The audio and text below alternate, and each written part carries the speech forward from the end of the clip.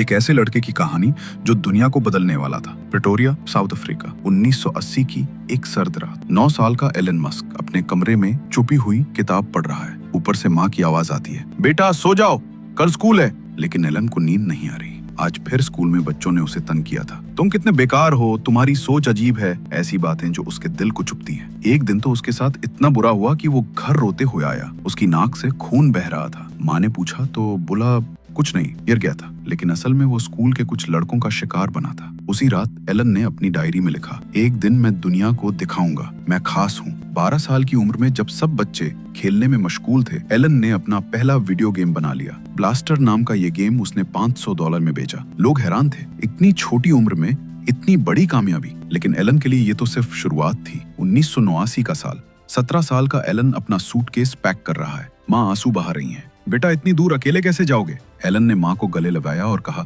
मैं अमेरिका जाकर दुनिया बदलूंगा। कनाडा पहुंचते ही उसकी असली आजमाइश शुरू हुई। पैसे कमाने के लिए उसे ग्रेन साइलोज साफ करने पड़ते। -30 की सर्दी में काम करना, हाथ फ्रॉस्ट बाइट से जलने लगते। लेकिन एलन ने हिम्मत नहीं हारी।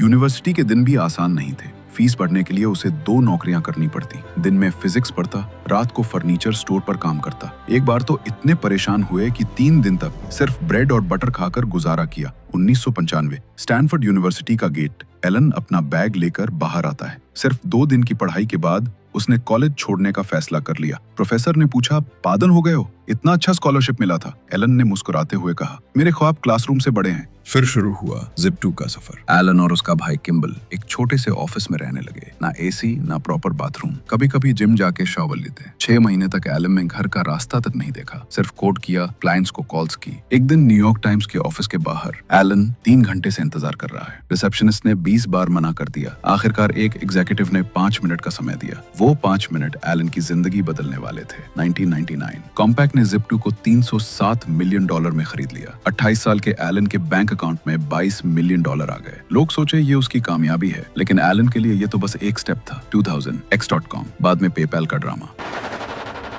एलन को अपनी ही कंपनी से निकाल दिया गया। वो 3 दिन तक अपने घर में बंद रहा, किसी से बात तक नहीं की। फिर एक दिन उसने अपने आप से वादा किया, मैं वापस आऊंगा और बदला लूंगा। 2002 ईबे ने पेपैल को $1.1 बिलियन में खरीद लिया। एलन की जीत हुई। लेकिन 2008 सारे ख्वाब टूटने लगे। टेस्ला फेल, स्पेसएक्स के 3 रॉकेट फेल, बीवी ने डिवोर्स ले लिया। मीडिया उसे सिलिकॉन वैली का सबसे बड़ा फेलियर बुला रही थी। 24 दिसंबर 2008 क्रिसमस ईव। एलन अपने घर में अकेला बैठा है। बैंक अकाउंट में सिर्फ $400,000 बचे हैं, जो दोनों कंपनियों के लिए खत्म हो रहे हैं।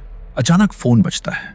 नासा का कॉल। मिस्टर मस्क, आपको $1.6 बिलियन का कॉन्ट्रैक्ट मिला है। एलन रोने लगता है। वो 5 मिनट तक रोता रहता है। ये वो पल था जो उसकी जिंदगी बदलने वाला था।